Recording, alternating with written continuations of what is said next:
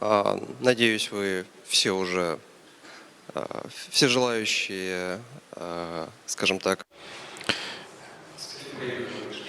I hope everybody came back from the coffee break, and our next speaker, Jose, is an engineer from GitLab. Will tell us about the operation of PostgreSQL in their infrastructure. Please welcome the speaker. Thank you, everyone. Welcome to the chat about PostgreSQL at GitLab.com. We will talk about the main projects and issues that we find out during the last year in GitLab.com. So, let's start. It's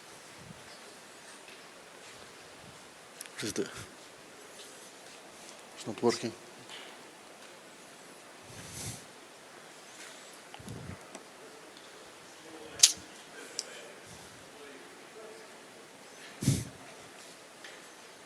Not working.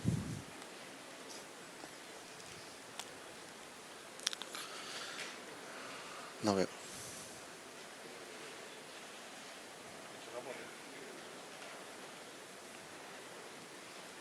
Space, maybe?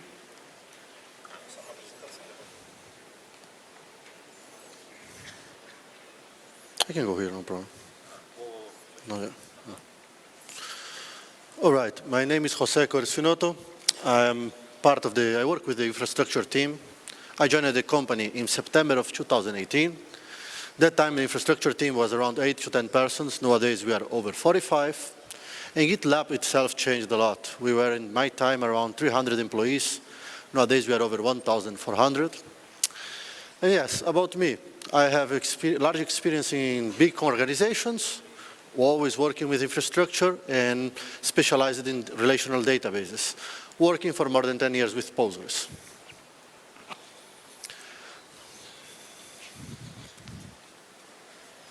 All right. So, what's the agenda of what we will talk about today?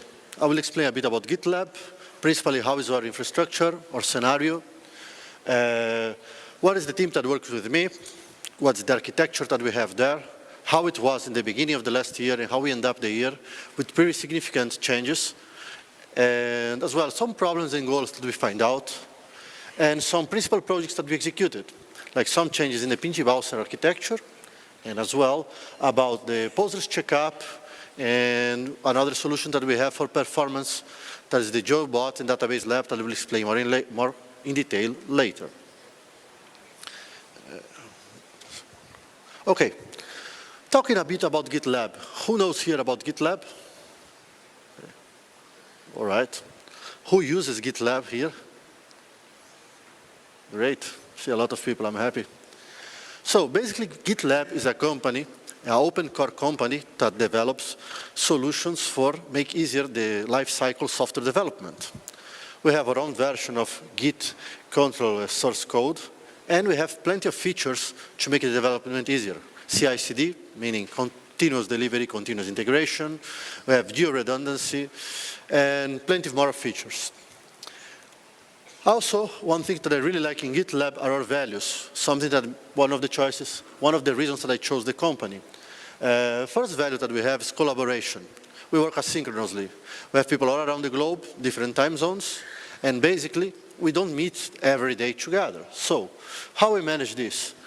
We iterate on issues, the tickets that we have in our platform, and we leave comments, and our colleagues in other parts of the world that are cooperating with us, they will follow up on what you wrote, answer on that, or take tasks, and with this we iterate and move further. One good point as well that I like in GitLab is the meetings. Every time that we have a meeting, we have an agenda document where everyone writes his ideas or what we want to talk about. In case of that you didn't have the chance to participate on this meeting or you could not attend, you will write out your opinions there. And with this, we will improve our iterations considering the opinion of everyone. Another point is results. Our results, we don't track hours, we track outcome. What I mean with that? Like, no one will be tracking what time you start to work or when you finish or things like this. We have goals and we need to deliver them. And we have pretty flexible hours to reach them. Efficiency. We look forward for straightforward solutions. Always we want to approach the problems in the most simple way to solve them. We do not like to over-engineer things or go to experimental things to put in risk production or availability. Diversity, we believe that people from different places with different ideas together can think in better solutions. And we are having pretty good success with that. Another point, iteration. We believe in minimum viable change. What do we mean with that? We do not like to develop a big silo and then deliver a whole project at once. We like to iterate slowly and continuously, trying to integrate with our product or in our projects changes, and with this move further. Also, another point is transparency. Regarding GitLab, something really interesting is like we have a handbook, that is the guideline book from the company, where we explain this pretty well as everything here. And then you have all the roadmaps from the company, our goals, things that we are doing in production. In case we have an outage, we are pretty transparent on them. We communicate by Twitter, or even after the event, we have an RCA that you can look always what happened there. And we talk about like how we solve it or what was the reason and how can we avoid this for the future. Okay. So, one thing more really interesting here is like GitLab has two versions. One of them is the self-managed, that is the package that we deliver to our customers. The customers, we have like the open source project, and the supported customers. And the second part, or the second option that we have, is GitLab.com, that is a hosted version for our customers. That is the part that my team takes care, the infrastructure. As you can see, our revenue is going pretty well, and with the revenue we have more customers, more load, a bigger challenge for the database. We can see here some numbers of daily Gits, over 25 millions, more than 4,000 Git requests per second, over 650,000 Git pushes a day. This is what hosts to the platform itself. Then what we see inside of the database side, we have around 40 to 60K transactions per second. Nowadays we have our cluster with a primary database and 8 read-only replicas. We are working with Postgres 9.6. We will do an upgrade soon, it's planned. And our database is around 5 terabytes.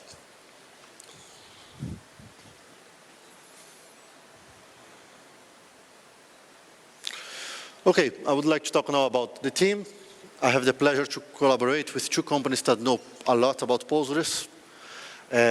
One of them is Ongres, founded by Alvaro, and they work with me principally with the part of production and issues related to production and projects that we roll out them in production. It's more operational work, but as well we participate in the part of tuning and performance in general. The other team that I have the pleasure to work is like Postgres AI with Nikolai, that we work more with tools that we generated and performance in general. And we have some tools here that we will talk about later that are pretty interesting for us. And the support of the SRE team. The SRE team here supports us mainly with the chef changes, that some of them are a bit more complicated because it's part of the provisioning. We collaborate with them, we iterate with them, and we have a really positive collaboration. Also for the monitoring part, the SRE usually support us. So, what are the main projects and issues that I will talk today here? First of all, PG bouncer saturation issue. We had a PG bouncer saturation, first of all in our read-onlys, and later on we had the same problem or a similar problem in the read-write, in the primary. I would like to show some tricks or suggestions that we had to solve some problems that we faced, for example with delayed replica. Some replicas without traffic were really useful for us. I will explain scenarios and why this was a really good asset for us. Some changes that we did in our console setup. The console setup here is the DCS that we use for Patroni. That is our HA solution. And also the tools that we developed here that help us a lot to keep the performance and the availability of the database. Postgres Checkup and the JoeBot and Database Lab. That is how we test and we ensure that the performance is good on what we will roll out.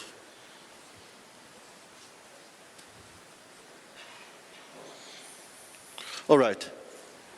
Here is basically like during the working hours in EMEA, like what traffic we have inside of the database, PG Bouncer database. I'm talking about here the primary database. We are having a range of reading 40 to 60K. Sometimes can go a bit higher. Another peak time that we have is on afternoon for us. That will be the starting of the day in the American hours. Those two are the main peak times that we have. Something interesting on our workload is that we have always like a maintenance window that we try to make our maintenances. It's between midnight UTC and 6 a.m. that we have lower traffic. If we need a larger maintenance, we can use as well the weekends. We like to make maintenances between Monday to Thursday because we have always someone around. In case of any side effect, everyone is available to check or to be aware of what's going on. Sometimes major migrations, we do them on weekends.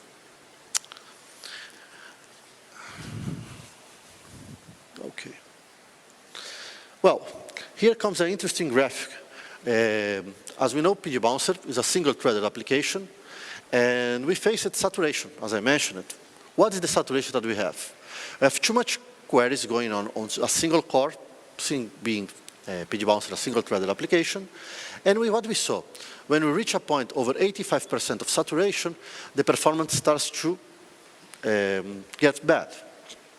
For this, we need to do some workarounds. Here you can see the red lines being the PG Bouncer asynchronous, and after all the work that we did, the PG Bouncer synchronous pool being like the blue ones, that is much more controlled. What I want to say here, we have two types of applications that we split the traffic, asynchronous and synchronous.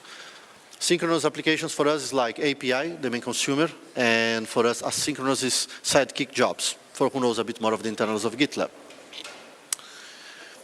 Right. So here the architecture that we have in the beginning of the year. Starting from the read-only, that is the main point that I will talk initially. PG Bouncer had we have three PG Bouncers on the secondary databases, single-threaded, and how it was working properly for us. In the read-write, we had a little bit different. We had like a small mechanism for HA, a HA mechanism, that in case of one of them fails, the other will take it. This HA was done with console as well, that the two first hosts will register there to be distributing traffic. In this moment, all the pools were together. They're mixed everywhere. As far as we found this problem with saturation, we started to think about and understand better our loads. For it, we find out the following setup pretty useful for us. The pools, okay, before we had the same pool everywhere, and after we see here pretty clear, principally in the read-onlys, that we do not need so many connections directly for the asynchronous. We could reduce drastically from 80 to 2, and for the read-only traffic that we had for asynchronous was totally enough. Geo here is for the redundant solution. We have just one, and the synchronous is the main traffic that we have read-only. This was one of the main changes that we did and improved a lot the performance. Talking about read-write as well, we did some different approach that I will explain a bit further, but here just the numbers that were pretty positive for us. Well, going back to the changes that we did for the read-only solution, we had at the beginning, the application, we have a problem in the application level. They could read just one PG Bouncer host, just one port, and they needed to change this because we wanted to have several hosts, several instances of PG Bouncer, and with this, we could split the traffic and escape from our problem of saturation. The application did this, the engineering team did this for us, and initially we added a second node on every read-only database, and we were much better performance, and with the change on the ports that we did before, worked pretty proper. Later on, we did a third one. We added a third node in all the read-only servers, and works smoothly for us. Okay, how we do the rollout is something interesting. We added first the new nodes from PG Bouncer, and later on we added them to be visible for the application. In this point, we are using as well a console service for this. And with this, we solved the problem of performance in the read-onlys. Read-write, we have something different. Our load balancing strategy was not working as expected. What we find out principally, that the two type of pools that we have here, they were concurring and consuming resources, and were affecting basically the synchronous part. For this, what we did, let's split it. Okay, how can we do that, or in the most straightforward way? Let's create a second internal load balancer in Google. We use GCP. And then we have more PG bouncers for each one of them. We decided to have 3 nodes for each of the types. And okay, the rollout here was pretty interesting. We created a new internal load balancer. We added the 3 new nodes. And later, we fixed that one that we had as a HA, as well to be 3 and 3. I will show now the graph. And later, like in the middle of a maintenance, we roll it out slowly the traffic for the new nodes to use the new structure that we have here, being the internal load balancer and the new nodes. This kind of maintenances, we needed to hub all the hosts to restart the connections and use the new structure. All right. Here is how was the architecture at the end. As you can see, we have 2 different load balancers, principally for the read-write, 3 nodes for each one of them. We do not do application behavior. We don't want to have HA here. Why? Because the application, even if the PG bouncer fails, the application keeps connecting to the same node. We have open request for engineering to check constantly the connection and to reset it if needed. But still, we can survive with this because like our PG bouncers can restart really fast. In 20 seconds, the box can be back in case of a problem. Usually we do not have. And in the read-onlys, we can see here that we have 3 instances of PG bouncer in each one of the nodes. That we have a pretty good performance at the moment.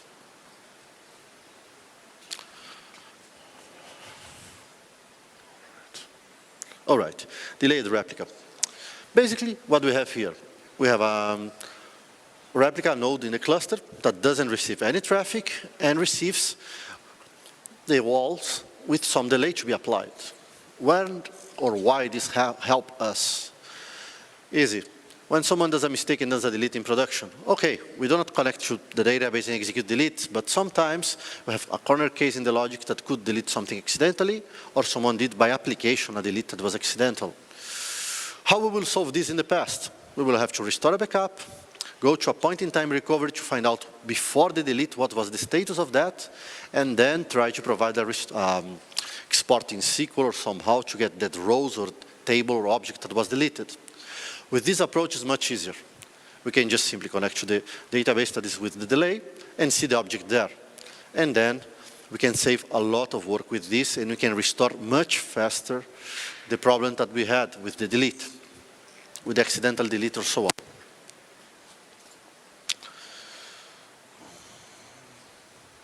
Next one, replicas without traffic.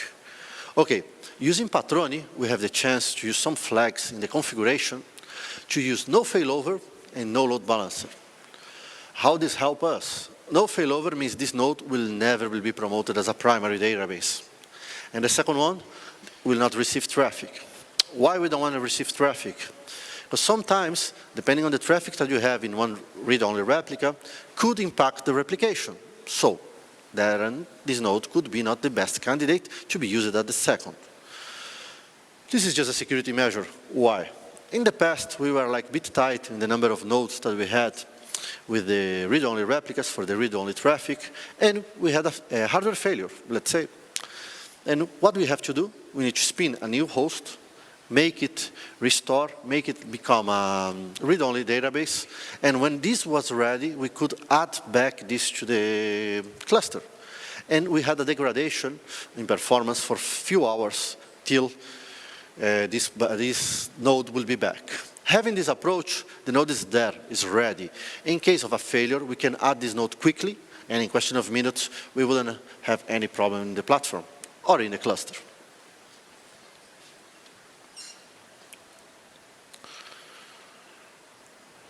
All right, this is something really interesting, the console setup. This is regarding Patroni. We start to see that our Patroni, we are using Patroni now for almost 1.5 years, and it's working proper for us, but sometimes we saw some failovers that we start to study them. Why is happening? Okay, when you have a hardware failure, totally understandable that you have a failover, but sometimes we saw for network glitches, we were starting to have failovers, and 2 types of problems here. Sometimes the primary was switched over to another host, Or sometimes what happens? You lose the communication between the master and the DCS, and all the read-onlys starts to restart and look for who will be the proper next master. But during the restart and checking, the primary is back. He sees that the primary is still alive as usual, as it was always, and he doesn't do anything at the end of the day. He just restarts the boxes, and you see a spike on your connections because you had a restart. In GitLab, we are always concerned to give the maximum availability for our customers, and we don't like this kind. If we could avoid, we don't want to have any kind of interruption in the service. So what we did, we were in contact with the developers for Patroni, and they suggested us two things. First of all, checks with empty list to avoid the checks that are coming from the console server to the client. And second of all, we decided to change the retry timeout to increase the time that the slaves are checking for it again before it starts to restart. As far as we see, we have a pretty positive result with that. And here are the issues as well about like what the guys from developers from Patroni suggest and what we are following. All right. This is one of the tools that we developed with PostgreSQL, Nikolai and his team. We have a checkup on the database that we execute twice a week. And this checkup is pretty good for us. We analyze the SQL workload and a lot of suggestions for the database setup and performance. We have basically three parts there: observations, conclusions, and recommendations. Talking about this application is really lightweight. The checks doesn't affect our performance, doesn't generate heavy load on our database, and doesn't require any setup on the hosts as well. Plus, we execute here the analysis of load between the master, the primary, and the secondaries. This is really good because we have a totally different pattern on queries between the two types of traffic that we have, read-only or read-write. All right.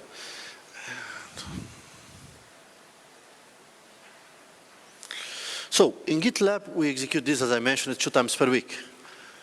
What were our main benefits with this? SQL workload analysis. We see what's going on, how many times, what is happening, which kind of queries, which queries are new. Because sometimes developers, they do changes, and we have a rollout of a main version once a month, and we have some hot fixes as well. And sometimes our developers use ORMs, and sometimes those ORMs generate queries that they don't have a good performance, and we need to talk with them to improve it. We have index bloat, that's something that we execute regularly, PG repack to fix it, but here we can keep a weekly monitoring of what's going on and how is going the index bloat in general. We have as well the check for indexes that are unused or duplicated. We can analyze the growth of the tables. We have some tables that are really huge, and we are looking for sharding or partitioning. And as well, a problem that we have in GitLab, since the design of part of the solution is from the time that we were a younger company, we are using the wrong data type for the volume of data that we have, and we will collide.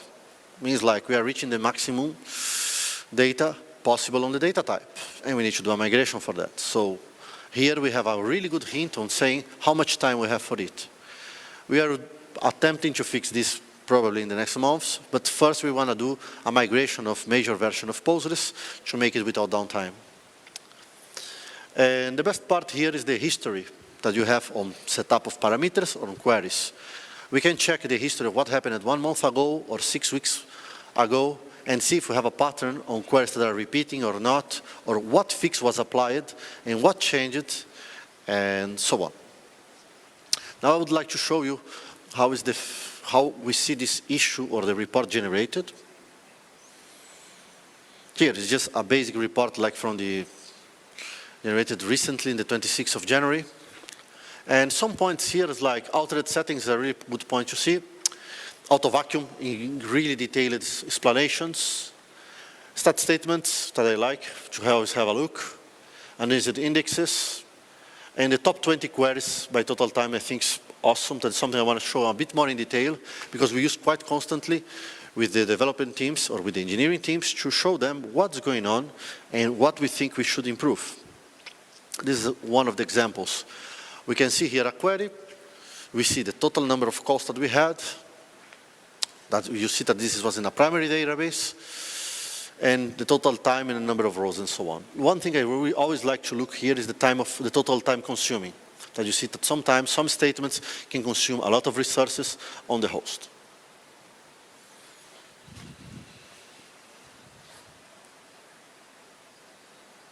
Great. Now we'll talk about two tools that we use together, Database Lab and JoeBot. The Database Lab we use for what? It's a way to generate a replica from the live environment, of course obfuscated. And we use ZFS behind that to generate a copy or like similar environment as we have in production to execute tests. All of us knows that if you execute a statement in a table with 2 rows, it will be pretty different than if you execute in a table with 2 millions. And in the past, we had some problems with this. Sometimes some developers created a feature and tested locally or in a weak staging environment. And then when we roll it out, we find out that the performance was not as expected, and we end up having problems in our live environment. So, what we do with the Database Lab? Generates a replica, clone it in less than 2 seconds, and we have a proper data set to execute tests with this. And each developer can have his own, developer, engineer, whoever is needs, can have his own environment to execute his queries and see performance on that. And even if he's generating logs or doing huge sequential scans, he's not affecting any other user. For this, we think is a really good approach. Okay. The next one is like, over it, we have JoeBot. First of all, GitLab uses Slack. So, there's a chat solution that we have, and we have a channel that integrates that database that we created with Database Lab, but we're utilizing JoeBot. Here, we can put I will explain how it works, and we have nowadays this pretty well accepted for our developers. We have more than 70 engineers and developers using, and help us basically to do a better troubleshooting, get some optimization and suggestions of how to optimize, for example, new indexes or another kind of solutions. Let me give you a better overview how this works or how we use it. It's pretty simple. Engineer provides a SQL. Joe will launch a session in this database allocated for it. You will execute this in Postgres, execute in the explain with buffers, analyze, and so on. And the engineer will get it back with all the recommendations and so on. That is part of the magic that JoeBot does for us. Let me show you a better and a more practical overview of how it works. In a second, first of all, I would like to share here the documentation about this project. We have a blueprint and a design. Basically, in the blueprint, we define what is the idea or why we want to develop something. It's a common practice in GitLab. In the design, we go more technically, each point, what we have implemented and why we did in that way. Here is like what we did in the both documents, showing our concern or attempt to help developers to have where to test their SQL before roll it out in production.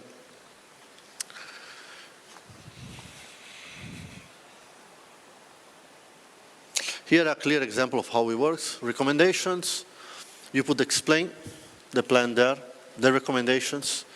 If you click on the plan, like with more details you can see on that side, is a use case that we have with the execution and the summary as well, saying how much time took the planning, execution, and the IOs, and so on. Also, some information about shared buffers is there. It's pretty useful for us, and since we are using this, we have less problems with rollout with engineering.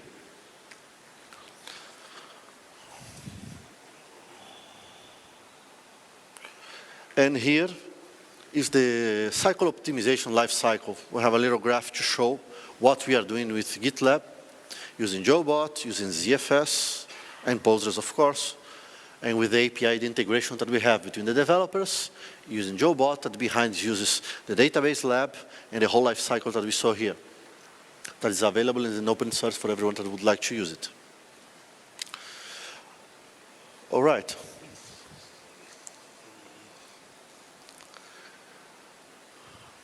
That's the presentation. Questions, please?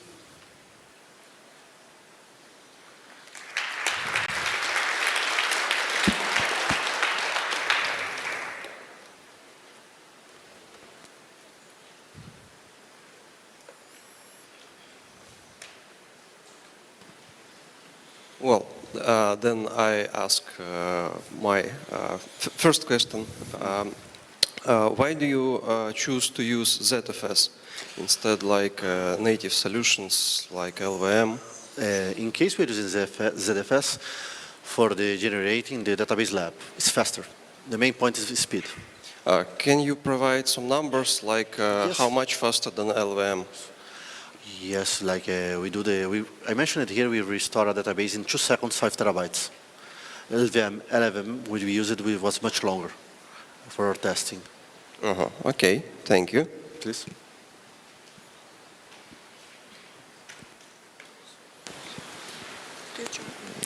Thank you for talk. I wish to ask about Postgres AI.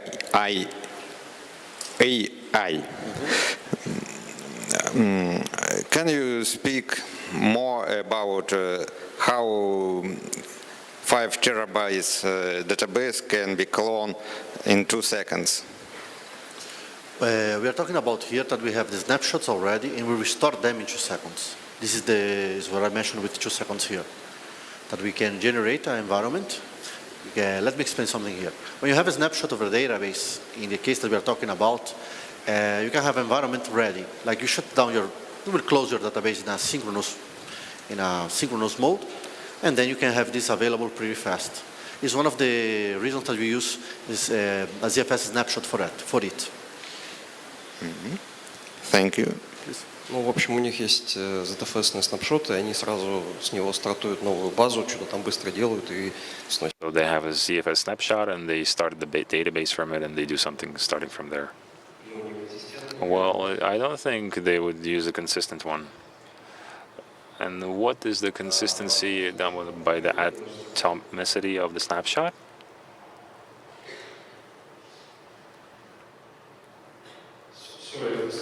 Thunder. No problem, please. I have a question about security of customers that use GitLab when you do snapshot to different experiments. How is it? Security-wise, we have a process to obfuscate before we generate the snapshot.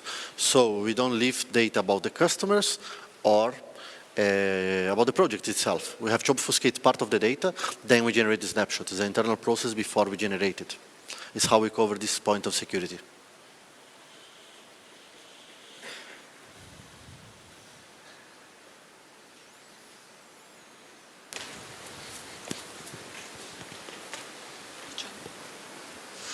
Can you tell a few words about what are the drawbacks when you make the changes to console? When you disable checks and when you raise the timeout to 60? What if a console agent will not have the connection with the cluster? What? Yes, good point. First of all, when we increase the retry timeout, we will just have a failover. We will wait for the total time, the TTL. This is the main point, the drawback. What I'm saying here, we'll just have a failover after 90 seconds.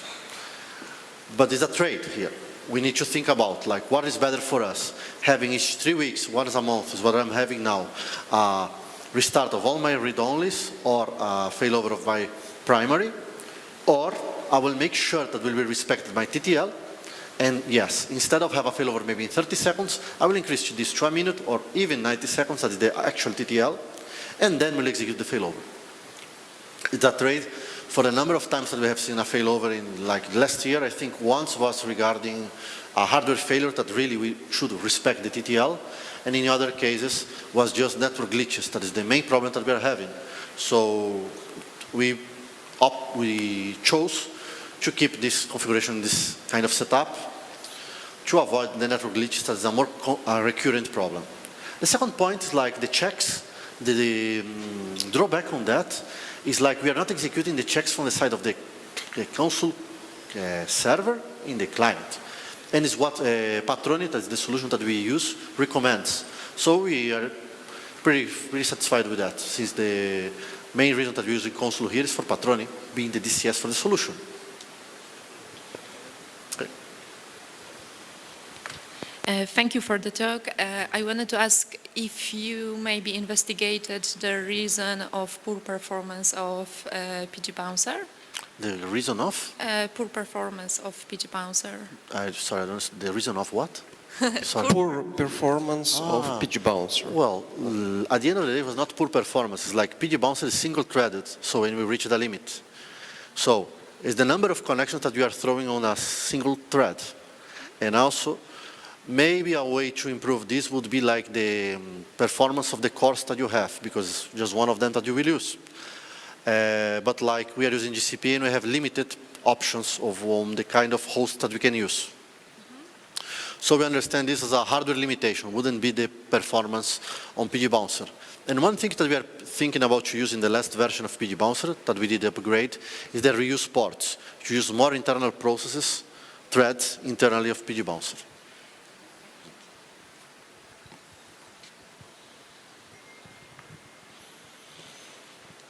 Well, speaking of PG Bouncer, I was also want to ask one thing.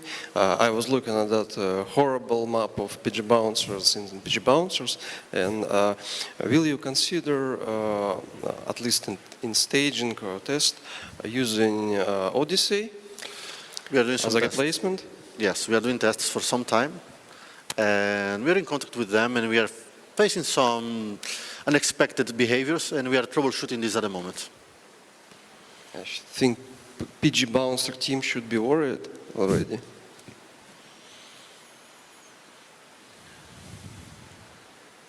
Ну, насколько я понимаю, все желающие уже задали. Well, it's best to understand all those who wanted to ask their questions, and those who are shy, you can always catch them off stage. And let us thank our presenter.